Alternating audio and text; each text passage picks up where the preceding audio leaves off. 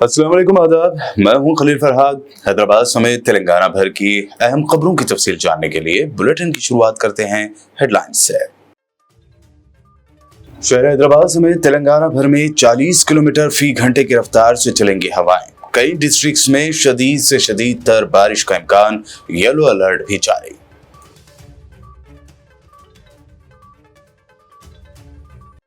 Telangana high court ने party बदलने वाले बीआरएस के 3 एमएलएस को लेकर दिया बड़ा फैसला। 4 हफ्तों के अंदर फैसला लेने की स्पीकर असेंबली को दी हिदायत।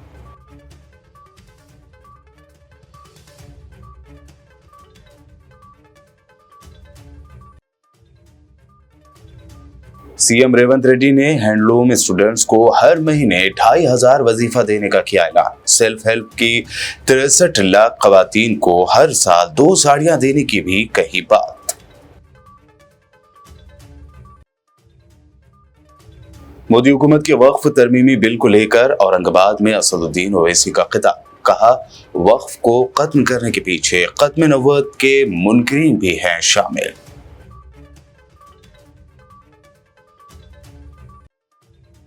जेनूर फसाद के मुतासरीन से जमीयत उलमा निजामाबाद के वफद की मुलाकात। तेलंगाना की कांग्रेस हुकूमत से मुतासरीन के साथ इंसाफ और कसूरवारों को सख्त सजा देने का किया मुतालबा।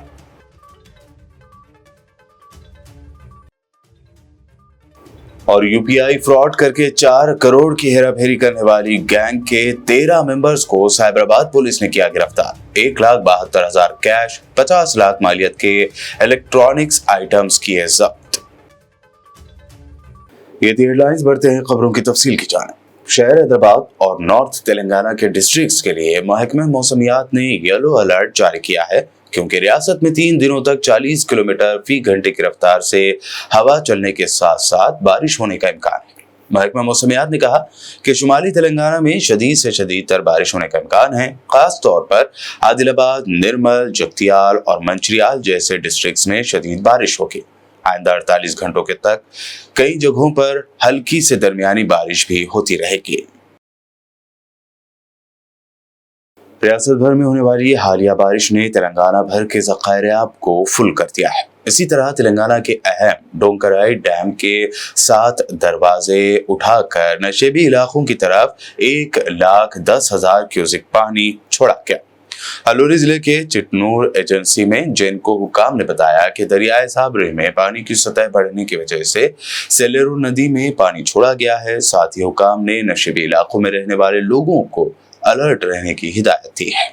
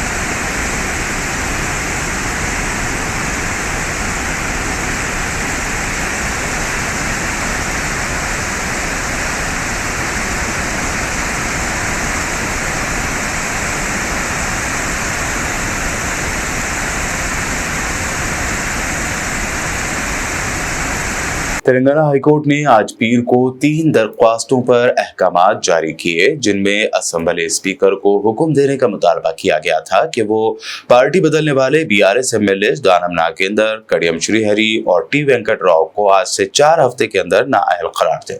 जस्टिस बी विजय सेन रेड्डी ने सेक्रेटरी तेलंगाना असेंबली को हुक्म दिया कि वो स्पीकर के सामने दरख्वास्तों को पेश करें। अगर स्पीकर नाअहल कराने की दरख्वास्तों को केस की समाअत के लिए वक्त का तयन नहीं करते हैं तो अदालत उन मामलों को फिर से खोलेगा और मुनासिब हुक्म जारी करेगा। चीफ मिनिस्टर रेवंत रेड्डी ने आज Indian institute of handloom technology यानी IIHT के इनॉग्रेशन के मौके पर कई बड़े ऐलान किए। उन्होंने हैंडलूम स्टूडेंट्स को हर महीने 2,500 रुपए का वजीफा देने, सेल्फ हेल्प सोसाइटियों के 63 लाख खवातीन को हर साल 2 साड़ियां देने का भी ऐलान किया। इंडिया स्किल्स यूनिवर्सिटीलोने మా నేతన్న పిల్లలు వృత్తి నైపుణ్యం నేర్చుకోవాలి, వచ్చే సంవత్సరం నుంచి కళాశాలను అక్కడ ప్రారంభించడం ద్వారా అంతర్జాతీయ స్థాయిలో IIHTకి గుర్తింపు తీసుకురావాలి అని ఈ రోజు మన ప్రభుత్వం నిర్ణయం తీసుకున్నది। ఈ సంవత్సరం చేరిన విద్యార్థులకు కూడా ప్రతి నెల 2,500 రూపాయలు వాళ్ళు చదువుకోవడానికి స్కాలర్షిప్ ఇవ్వాలని చెప్పి ఇయాల వాళ్ళకు స్కాలర్షిప్లు కూడా మంజూరు చేస్తున్నాం। ఎందుకంటే తల్లిదండ్రులు రెక్కాడితే కానీ డొక్కాడని పరిస్థితి, ముఖ్యంగా మా నేతన్నలు ఎంత సంపాదించినా కుటుంబం గడవడానికే కష్టమైన రోజుల్లో పిల్లల చదువులకు ఎంతో కొంత తోడుగా ఉండాలి అని చెప్పి ప్రతి నెల వాళ్ళకి స్టైఫండ్ 2,500 ఇవ్వాలి, చిన్న ఖర్చులకైనా వాళ్ళకు సాయం అవుతుందని, వేడి నీళ్ళకి చన్నీళ్ళు తోడైనట్టుగా ఉంటుంది అని చెప్పి ఈరోజు ఆ విధమైన నిర్ణయం తీసుకోవడం జరిగింది। వాళ్ళకు అతీతంగా సిరిసిల్లలో ఉన్న కార్మికులను కూడా ఆదుకోవడానికి కోట్ల రూపాయల నిధులను విడుదల చేయడం జరిగింది। మా ప్రిన్సిపల్ సెక్రటరీ గారు హ్యాండ్లూమ్ అదే విధంగా పవర్ లూమ్స్ మనం ఆదుకోవాలి, పన్నులు ఇవ్వాలి, ఒకవేళ బతుకమ్మ చీరలు ఆగిపోతే కొంతమందికి నష్టం జరుగుతుందని వారు నా దృష్టికి తీసుకురావడం జరిగింది। బతుకమ్మ చీరలు కట్టుకునేంత క్వాలిటీ కానీ దాని మీద పెట్టాల్సినంత పెట్టుబడి పెట్టలేదు। అందుకే ఈరోజు నేను మా మంత్రి అధికారి గారు చెప్తే నేను ఒకే మాట చెప్పిన, ఈరోజు స్వయం సహాయక సంఘాలు మా మహిళలు సెల్ఫ్ హెల్ప్ గ్రూప్స్ కింద 63 లక్షల మంది సభ్యులు ఈరోజు తెలంగాణ రాష్ట్రంలో ఉన్నారు। ఈ 63 లక్షల మంది సభ్యులకు ఒక మంచి డిజైన్తో ప్రతి ఆడబిడ్డకు 2 చీరలు ఇస్తే 1,30 లక్షల చీరలు మనము ఆర్డర్ ఇవ్వచ్చు। మంచి డిజైన్లతోని మంచి క్వాలిటీతోని ముందుకు రమ్మని మా అధికారులకు సూచన చేసినాం। తొందరలోనే స్వయం సహాయక మహిళా గ్రూపుల్లో ఉండే ప్రతి మహిళకు సంవత్సరానికి 2 చీరలు ఇవ్వాలి అన్న ఆలోచన ఈరోజు రాష్ట్ర ప్రభుత్వము మీ అభిమానంతో ఈరోజు ఆ నిర్ణయం తీసుకోవడం। दिल्ली शराब घोटाला मामले में अपनी बेटी और MLC के कविता को सुप्रीम कोर्ट की जानिब से जमानत दिए जाने के बाद राहत महसूस कर रहे हैं BRS चीफ के KCR। अब वो फ्यूचर प्लानिंग करने के लिए जल्द ही अपनी पार्टी के अहम लीडरों की मीटिंग करने का मंसूबा भी बना रहे हैं। अगर पार्टी राय की माने तो साबिक CM और असेंबली में अपोजिशन लीडर KCR आइंदा 3 से 4 दिनों में पार्टी के मौजूदा MLAs, MLC और अरकान पार्लियामेंट व दीगर अहम लीडरों से मुलाकात करेंगे और मौजूदा सियासी सूरत हाल और तेलंगाना की आवाम के सामने आने वाले मुद्दों पर बातचीत करेंगे। मजलिस इत्तेहादुल मुस्लिमीन के सदर और हैदराबाद रुकन पार्लियामेंट असदुद्दीन ओवैसी ने औरंगाबाद में अपने खिताब में कहा कि वक्फ को खत्म करने के पीछे खत्म नबूवत के मुनकरीन भी हैं। अगर वक्फ बिल कानून बन गया तो इसके रूल्स भी नरेंद्र मोदी दिल्ली में बैठकर बनाएंगे। यहाँ तक लिखा गया है कि अगर वो कानून बनेगा तो उसके रूल्स भी नरेंद्र मोदी दिल्ली में बैठ के बनाएंगे। उस बिल में ये भी लिखा गया कि अगर वक्फ बोर्ड किसी के खिलाफ एक्शन लेना है तो नरेंद्र मोदी से पूछना पड़ेगा। उस बिल में ये भी लिखा गया है कि सेंट्रल वक्फ काउंसिल में सिर्फ एक मिनिस्टर को छोड़कर, वजारत अखिलती बहबूद के मिनिस्टर को छोड़कर सब मुसलमान मेंबर बनते हैं। अब उस बिल में कहा गया कि ये कम से कम 2 बनेंगे। अब हुकूमत 7 भी बना सकती। रियासती वक्फ बोर्ड में तमाम मेंबर मुसलमान होते हैं, तो नरेंद्र मोदी ने कह दिया कि नहीं, सिर्फ मुतवल्ली कैटेगरी के और म्युनिसिपल कॉरपोरेशन के जो पंचायत के लोग जीतते हैं 3 या 4 बनेंगे, बाकी तमाम के तमाम हम किसी गैर मुस्लिम को बनाएंगे। रियासती वक्फ बोर्ड में इलेक्शन होता था मुतवल्ली कैटेगरी का, बार काउंसिल के कैटेगरी का, MLA कैटेगरी का, MP कैटेगरी का, सब ख़त्म। हुकूमत उनको नामजद करेगी। और याद रखिए, मैं खुल के कह रहा हूँ, उसके पीछे ये लोग भी हैं जो ख़त्म नबुव्वत के मुनकरीन हैं। ये शयातीन, ये गंदी नाली के कीड़े इसके पीछे हैं। इनका मकसद एक ही है कि किसी ना किसी तरह ये वफ़ के क़ानून को ख़त्म कर दिया जाए। तो इसमें बहुत सी शैतानी ताकतें मुलव्विस हैं। मरकज की मोदी हुकूमत की जानिब से पेश किए गए वक्फ तरमीमी बिल 2024 को लेकर बनाई गई ज्वाइंट पार्लिमानी कमेटी यानी जेपीसी ने राय तलब की है। इसको लेकर all India Muslim personal law board ने मजबूत, मुनज़्ज़म व मुत्तफ़िक़ा तरीके से राय देने का सिलसिला शुरू किया है। इस सिलसिले में मजीद रहनुमाई के लिए हाफिज मुजम्मिल मलिक ने आज मस्जिद क़ज़रा में सदर मस्जिद क़ज़रा खलील अहमद की सरपरस्ती में एक काउंटर भी लगाया। इस मौके पर सैकड़ों अफराद ने जेपीसी को ईमेल के जरिए अपनी राय भेजी है। आप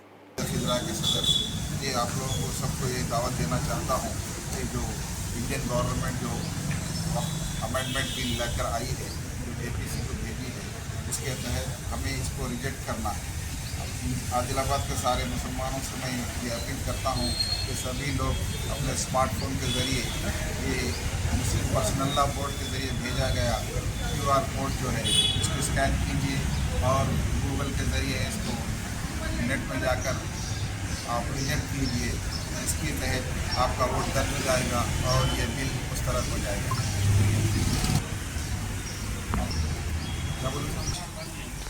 फिर 10 तारीख को हम क़ज़रा मस्जिद में इस मुहिम का आगाज़ किए हैं। यहाँ के सभी मुसल्लियान मस्जिद अपने अपने मोबाइल फ़ोन से इसको ये वोट दर्ज करा रहे हैं।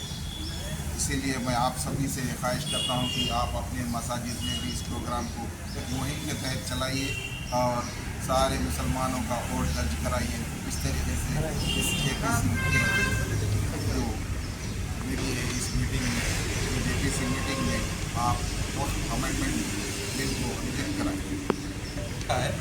आप गूगल में जाइए, उसमें कैमरा लिखा है, ये कैमरा है, इसको ऑन करना है। इसके अंदर कैमरे के निशान को क्लिक करना है। उसके बाद आपको आसान तरीका है कि ये QR कोड को स्कैन करें।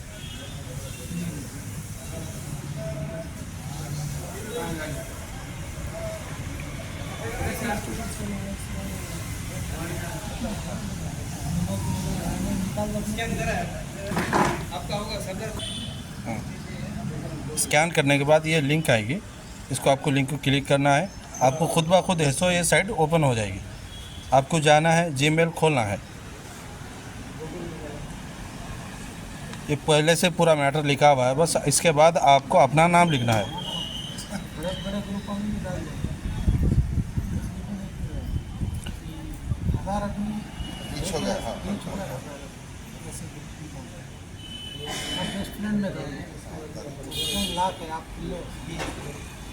ये नाम लिख दिए, फिर उसके बाद ये जो तीर का निशान है आप इसको क्लिक कर दें।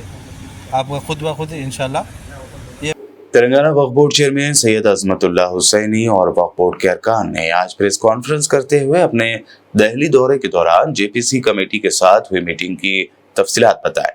इस दौरान उन्होंने तेलंगाना के मुसलमानों से दरख्वास्त की कि वो मुस्लिम पर्सनल लॉ बोर्ड की जानिब से वक्फ बिल के खिलाफ शुरू किए गए स्कैनर मुहिम में हिस्सा लें और अपना एहतजाज पुरजोर अंदाज में दर्ज करवाएं।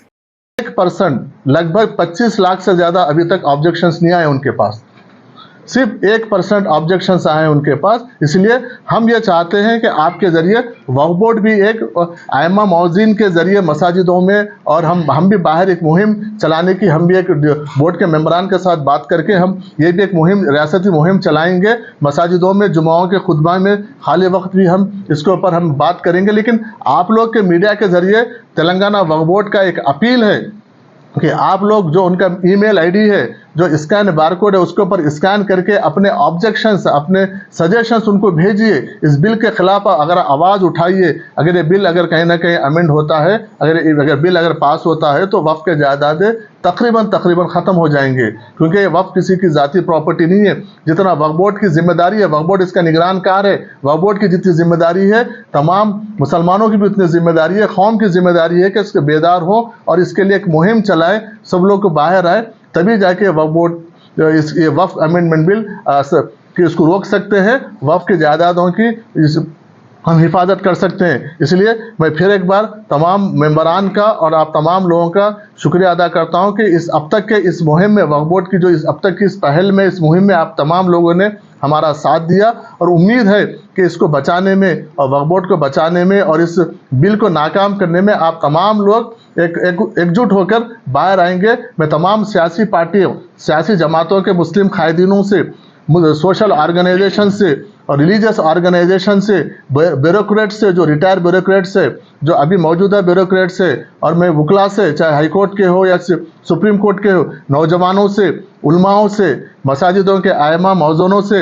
और मैं दरगाह के मुतवल्लियों से और सज्जादगान से मैं गुजारिश करता हूं कि इसको एक बहुत एक अहम फरीज़ा समझ के आज के सबसे अहम चीज़ यही है, जैसे एनआरसी हम सब लोग ने मिलकर इसको नाकाम किया है, इसी तरीके से आज वक्फ अमेंडमेंट बिल 2024 को भी नाकाम करना हम सब की जिम्मेदारी है। अपने अपने लोकल पॉलिटिकल पार्टीज़ को, पॉलिटिकल जो पार्लियामेंट के नुमाइंदे हैं, उनके ऊपर प्रेशर बिल्ड कीजिए। बिल की हकीकत क्या है, क्योंकि वक्फ बिल जो आज पार्लियामेंट में आया, सिर्फ ये गैर तरीके से प्रोपेगेंडा, गलत तरीके से सामने रख के इसको लाने की कोशिश कर रहे हैं, लेकिन हकीकत क्या है, वक्फ के माने क्या है, वक्फ क्यों किया जाता है, एक बार वक्फ करने के बाद उसकी क्या अहमियत रहती है, ये हम लोगों को बताने की ज़रूरत है। बताएंगे तो यकीनन वो हम लोग जिस तरीके से हमने JWC में बात किया है, यकीनन वो लोग कन्वेंस हुए हैं, उनको भी बहुत सारी चीज़ें पता नहीं थी।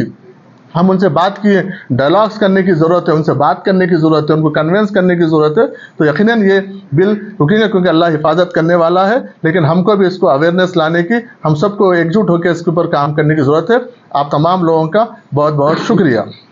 इसके ऊपर वक्फ बोर्ड के मेंबरों से अनकरीब बात करके आगे का जो है हमारा 2-3 प्रोग्राम से, और सबसे पहले हम अगले इंशाल्लाह बोर्ड मेंबर से बात करके अगले जुमा में हम आयमा मौज़न के ज़रिए एक अपील करेंगे कि आप आइए और ज़्यादा से ज़्यादा एजुकेशन इंस्टीट्यूशंस में जाने की, मुस्लिम एजुकेशन इंस्टीट्यूशंस में जाके जो भी हर आदमी आज मोबाइल यूज़ कर रहा है, तो उसको स्कैन करके उसको भेजना, जो लोग पढ़े लिखे हैं उनको मेल करके भेजना है। इसका अपन इसमें अपना एहतजाज या अपना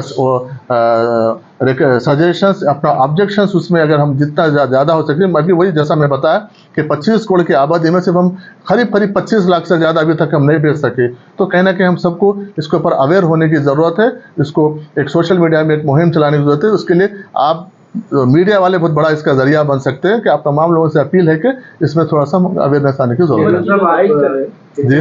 है। जमीयतुल उलमा के रियासती सदर मुफ्ती ग़यासुद्दीन की हिदायत पर ज़िला निज़ामाबाद के एक वफ़द ने आज पीर के रोज़ जनूर का दौरा किया, जहां इस वफ़द ने जनूर फसाद के मुतासरीन से मुलाकात की और नुकसानात का जायजा लिया। इस मौके पर ज़िला सदर जमीयत उलमा हाफिज मोहम्मद लईक खान ने बात करते हुए तेलंगाना की कांग्रेस हुकूमत पर शदीद तनकीद की और मुतालबा किया कि मुतासरीन के साथ इंसाफ किया जाए और कसूरवारों को सख्त सजा दी जाए। जैनूर के ज़िम्मेदार लोगों ने पूरी फहरिस्त तैयार की है, ये हम रियासती और मरकज़ी जमीयत के पास पहुंचाएंगे। उसके अंदर तफसील कुछ इस तरह की है कि दुकानात जो जलाए गए, 95 दुकानात जलाए गए और मकानात 11 मकानात को आग लगाई गई, और गाड़ियां जो जले, टू व्हीलर 4 व्हीलर 41 गाड़ियां जलाई गई, और ये जो हमला नुस्खे फेंके गए, जलाए गए और मस्जिद में जूतों समेत दाखिल हुआ गया। एक नहीं 4 मसाजिद है जिनके साथ बेहुरमती की गई, और 4 मसाजिद में जितने लोग थे सबके साथ बहुत ही बुरा रवैया किया गया है। तो इसके ऊपर सिर्फ तबादला नहीं, बल्कि DSP साहब और जितने पुलिस अफसरान वहाँ पर मौजूद थे उस वक्त, उनकी तनख्वाह से इनका मुआवजा लिया जाए, ताकि आइंदा कोई पुलिस ऑफिसर इस तरह की अपनी मौजूदगी में ये हरकत न करे। मेदक में वाक़या हुआ तो सिर्फ ट्रांसफ़र कर दिया गया। ट्रांसफ़र इस मसले का हल नहीं है, तबादला मसले का हल नहीं है, और तबादले से इनकी सज़ा नहीं होगी। सिर्फ तबादला नहीं, बल्कि जो ऑफिसर वहाँ पर मौजूद है उनकी आंखों के सामने हुआ, और जब उनको खबर थी कि 1-2 अफराद नहीं 2 से 2,500 लोगों का हुजूम आकर जब इस तरह दुकानों को जलाया, क्या उनको जब आने तक की खबर नहीं थी? आज पूरे जैनूर की नाकाबंदी की गई है और चारों तरफ से पुलिस का हिसार है। अगर आप यही काम पहले कर लेते तो ये शायद आज ये बुरा दिन देखना नहीं पड़ता था। तो हमारा मुतालबा ये है कि यहाँ के जो मौजूदा चीफ मिनिस्टर तेलंगाना के रेवंत रेड्डी साहब, आपकी हुकूमत में ये सब कुछ हो रहा है। 18 से ज़ायद फसाद हुए और मुसलमानों के आपने अक़लियत दोस्त होने का दावा किया है। क्या असम्बली इंतखाबात में जिन मुसलमानों ने आपको वोट दिया और पार्लिमानी इंतखाबात में तेलंगाना में जो मुसलमानों ने वोट दिया, आप उसका ये सिला दे रहे हैं? अभी तक चीफ मिनिस्टर अपनी चुप्पी नहीं तोड़े हैं। हम लोग ये बाज़ाब्ता आपको आगाह करना चाह रहे हैं कि आप फ़ौरन इन खातियों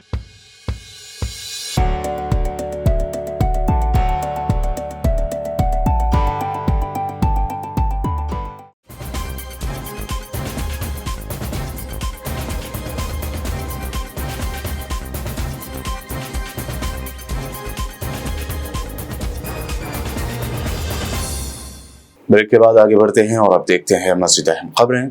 एडिटर सियासत आमिर अली खान को हुकूमत तेलंगाना की जानिब से MLC मुंतखब किए जाने पर मदरसा इस्लामिया रियाजुल उलूम और रियाज इस्लामिक स्कूल मुस्तफ़ा नगर फलकनुमा में बानी इदारा मौलाना मोहम्मद सिद्दीक अहमद कादरी की सदारत में एक शानदार तहनीती तकरीब का इनेकाद किया गया।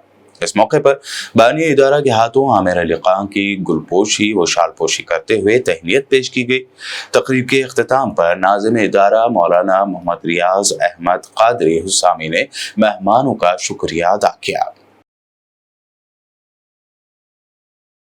बांसवाड़ा जिला कलेक्टर आशीष ने बांसवाड़ा शहर के एक गर्ल्स हाई स्कूल का अचानक दौरा किया। इस मौके पर उन्होंने स्कूल के टॉयलेट और किचन का मुआयना किया।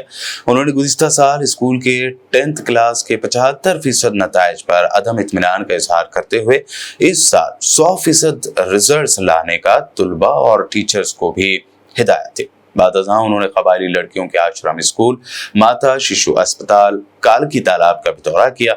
इस मौके पर sub collector Kiran Mai, municipal chairman Gangadhar, commissioner Shri Hari Raju, तहसीलदार वरा प्रसाद व दीगर मौजूद थे।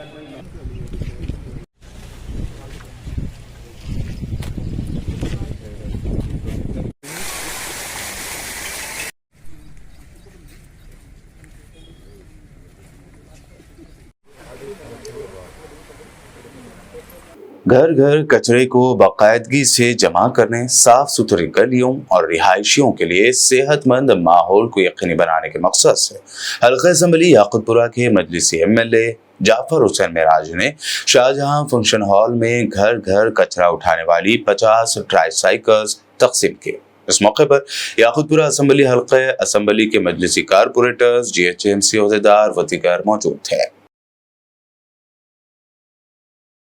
SC, ST और OBC मुस्लिम फ्रंट की जानिब से एक press meet Basheerbagh press club में की गई। इस प्रेस कॉन्फ्रेंस में CM रेवंत रेड्डी से मुतालबा किया गया कि इमरजेंसी नामी मूवी को तेलंगाना में रिलीज ना किया जाए।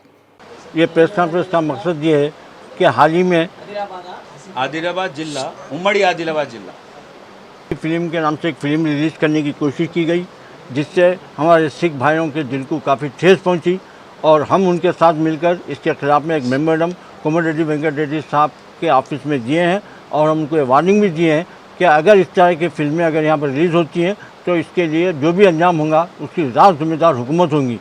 इसी सिलसिले की कड़ी के तौर पर हम आदिलाबाद के एक डिस्ट्रिक्ट के अंदर जो मुसलमानों के अमलाक को नुकसान पहुँचाया गया है, वो नुकसान नहीं बल्कि एक टेररिज्म अटैक था। उससे ये साफ हम देखने में मिला कि गांव के मामूली लोगों को अटैक करने के लिए बाहर से 1000 से 1200 आदमी आए और आते सो आते वो बेवजह लोगों के दुकान में घुस के दुकान को तोड़ फोड़ करे, तबाह बर्बाद कर दिए। कम से कम 80 से 100 करोड़ का वहाँ पर मुसलमानों का नुकसान हुआ है। हम ये सोचे थे कि इस मुल्क की इस रियासत की हुकूमत कांग्रेस इसके ऊपर कोई रद्दमल देंगी और उस मुआवजे का ऐलान करेंगी, लेकिन ऐसा कुछ नज़र नहीं आया। इससे साफ जाहिर है कि या तो कांग्रेस खुद वो काम कराई या तो फिर जो करे उनके साथ कांग्रेस राष्ट्र मुलविस है। इस तरीके की हरकतें ये रियासत में नहीं चलते और ये हम वार्निंग दे रहे हैं हुकूमत को कि एक हफ्ते के अंदर अगर हुकूमत उन लोगों का मुआवजे का ऐलान नहीं करेंगी और जो कातिल है उनको गिरफ्तार नहीं करेंगी तो इसके खिलाफ में SC, ST, BC, मुस्लिम और सिख मिलकर एक बड़े पैमाने पर एहतजाज करेंगे और हुकूमत से नुमाइंदगी करेंगे।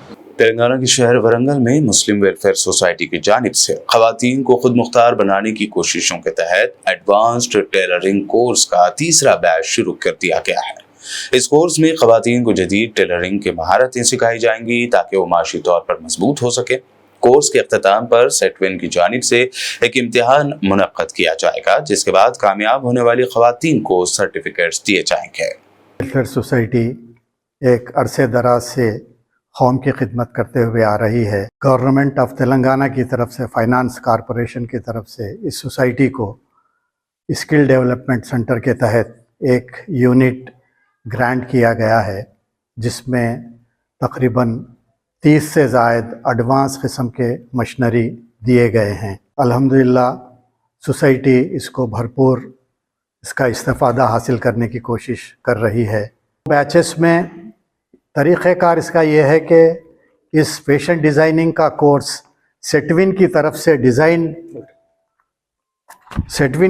डिज़ाइन किया हुआ बाज़ाब्ता एक प्रिसाइज सिलेबस है, जिसके तहत उसके लेवल के हिसाब से बच्चियों को जो है उसकी तालीम दी जाती है और इस कोर्स की तकमील के बाद एग्ज़ामिनेशन कंडक्ट किया जाता है। एग्ज़ामिनर और एग्ज़ामिनेशन पेपर सेटविन की तरफ से ही फराहम किया जाता है और एग्ज़ाम के बाद में उसके रिज़ल्ट्स भी और उसका जो है सर्टिफिकेट भी सेटविन की तरफ से इस तरीक़े से हासिल किया जाता है।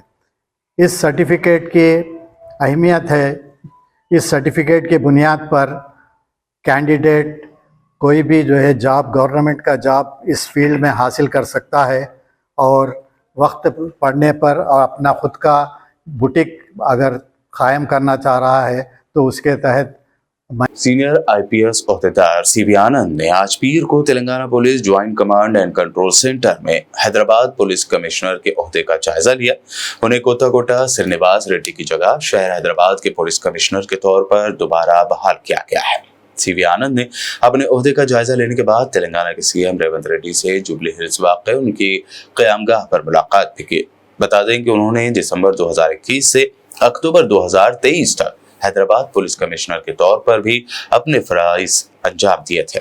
बाताज़ा मीडिया से बात करते हुए उन्होंने कहा कि क्रिमिनल एक्टिविटी में शामिल अफराद से सख्ती से निपटा जाएगा। आज मैं हैदराबाद कमिश्नर पुलिस, हैदराबादी में कोतवाल भी बोलते हैं, तो दूसरी बार मैं चार्ज लिया हूँ स्टेट गवर्नमेंट और तो मैं वज़ीर आला उनको मैं शुक्रिया अदा पेश करता हूँ। अभी आप सबको पता है, अभी गणेश का फेस्टिवल चल रहा है, उसकी बंदोबस्त के बारे में सब लोग यहाँ पर बिज़ी हैं और 17 तारीख को निमज्जन होने वाला है। उसके तुरंत पश्चात 19 तारीख को मिलाद का जुलूस निकलने वाला है। तो इसके बारे में सिटी पुलिस पूरे इंतज़ामात जो हैं वो कर चुकी होगी। मैं उसके बारे में ऑफिसर से अभी रिव्यू करूंगा, क्योंकि पिछले साल भी हम किए थे, काफ़ी अच्छे रिजल्ट्स आए थे, सब कुछ पीसफुल हुआ था। और उसके पश्चात मैं पूरा हमारे चीफ मिनिस्टर साहब से मिलने के बाद जो भी हमको आदेश देंगे उसका पालन करते हुए और ओल्ड सिटी जहाँ भी गणेश के मंडप बैठाए हैं उस सबका हम दौरा करेंगे और उसका रिव्यू करेंगे। आने वाले दिनों में यहाँ पर जो भी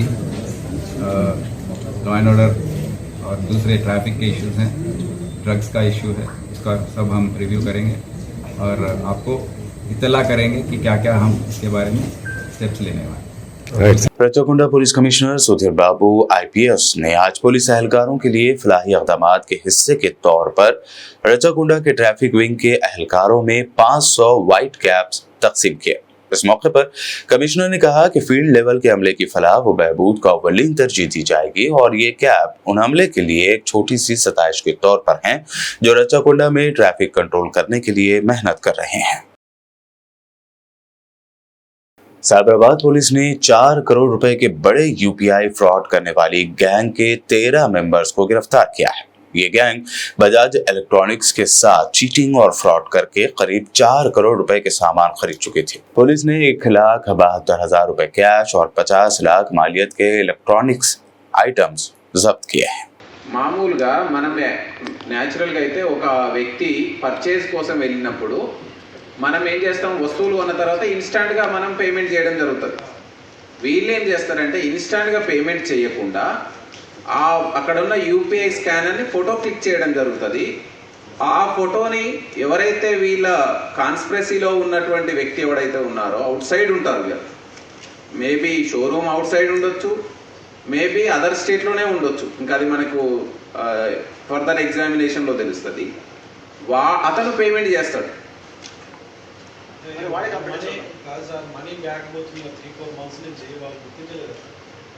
అంటే ఇది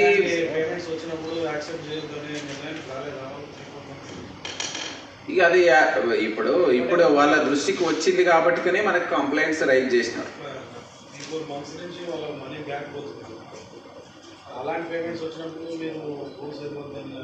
అంటే ఇప్పుడు UPI స్కానర్ మనం ఎందుకు పెట్టినాము, for the purpose of consumer facility, easy పేమెంట్కి రియల్ టైం పేమెంట్కి అవకాశం ఉంటుందని. కానీ దీనిలో ఉన్న చిన్న డ్రాబ్యాక్ ఏంటంటే ఎప్పుడైనా రైజ్ చేసుకోవచ్చు, 3-4 డేస్ తర్వాత కూడా రైజ్ చేసుకోవచ్చు గూడ్స్ డెలివరీ అయినాక. దాన్ని ఆసరాగా చేసుకునే అఫెండర్స్ ఈ విధంగా ఫ్రాడ్ చేయడం జరిగింది. ఇందులో మనకు సైబర్ అంటే ఐటీ ఆన్లైన్ పేమెంట్స్ ఉన్నాయి కాబట్టి IT యాక్ట్ కూడా ఇన్వోక్ చేయడం జరిగింది. దీన్ని పకడ్బందీగా ఇన్వెస్టిగేషన్ కంప్లీట్ చేసి ఇందులో ఆ UPI పేమెంట్స్ చేసిన వ్యక్తులతో పాటుగా వాళ్ళ వెనకాల ఉన్న వ్యక్తులు ఎవరైనా ఆర్గనైజ్డ్ వేలో ఉన్నట్లయితే మనకు ఫర్దర్ ఇన్వెస్టిగేషన్లో తేలితే వాళ్ళ మీద కూడా మనం ఆ చట్టాల ప్రకారం. एक्साइज डिपार्टमेंट के एहलकारों ने ड्रग स्मगलिंग के एक नए तरीके का पर्दाफाश किया है। गांजा व ड्रग स्मगलर्स हल्दी के पीले रंग के पैकेटों में चर्स को भर कर बेच रहे थे। एक्साइज एनफोर्समेंट टीम ने धूलपेट से नेहा भाई नामी एक खातून को इस तरह के पैकेट में गांजा बेचते हुए गिरफ्तार किया। एहलकारों ने इस तरह के 10 पैकेट जब्त किए हैं। पड़ोसी रियासत कर्नाटक के शहर बिदर में मिलादुन नबी सल्लल्लाहु अलैहि वसल्लम के जुलूस के सिलसिले में कल 10 सितंबर बरोज़ मंगल जामा मस्जिद बिदर में एक मुशावरती इजलास बुलाया गया है। इस इजलास में जुलूस के इंतजामी उमूर से मुताल्लिक गौर ख़ौस किया जाएगा। इस मौके पर तमाम मुसलमान काउंसलर्स और ईदगाह कमेटी और जामा मस्जिद कमेटी के दीगर बिदर के शहरियों से अपील की गई वो इस इजलास में शिरकत करें। के 6 रबीउल अव्वल बरोज़ मंगल बाद नमाज ज़ोहर जामा मस्जिद बिदर में मीलाद जुलूस के सिलसिले में एक अहम मशावरती इजलास रखा गया है जिसमें तमाम इंतज़ामी उमूर पर गौर व ख़ौस होगा। मैं तमाम मुस्लिम काउंसलर्स, ईदगाह कमेटी के मेंबर्स, जामा मस्जिद कमेटी के मेंबर्स और तमाम ज़िम्मेदारान शहर और तमाम महलों से जो वफ़द की शक्ल में मीलाद जुलूस में शिरकत करते हैं उनके तमाम ज़िम्मेदारों से इस बात की अपील करता हूँ कि वो 6 रबीउल अव्वल बाद नमाज ज़ोहर जामा मस्जिद बिदर पर मशावरती इजलास में ज़रूर शरीक रहें। बुलेटिन के आखिर में हेडलाइंस पर डालते हैं एक और नजर। शहर हैदराबाद समेत तेलंगाना भर में 40 किलोमीटर फी घंटे की रफ्तार से चलेंगी हवाएं। कई डिस्ट्रिक्ट्स में शदीद से शदीद तर बारिश का इम्कान, येलो अलर्ट भी जारी।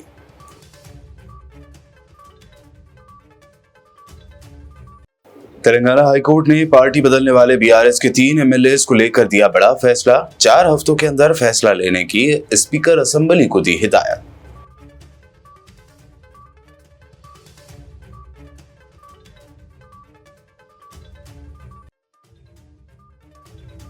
सीएम रेवंत रेड्डी ने हैंडलूम स्टूडेंट्स को हर महीने 2500 वजीफा देने का किया ऐलान। सेल्फ हेल्प की 63 लाख खवातीन को हर साल 2 साड़ियां देने की भी कही बात।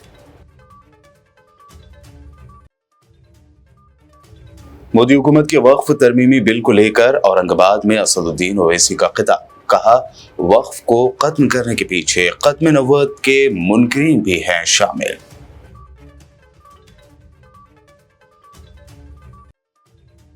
जेनूर फसाद के मुतासरीन से जमीयत उलमा निजामाबाद के वफद की मुलाकात। तेलंगाना की कांग्रेस हुकूमत से मुतासरीन के साथ इंसाफ और कसूरवारों को सख्त सजा देने का किया मुतालबा।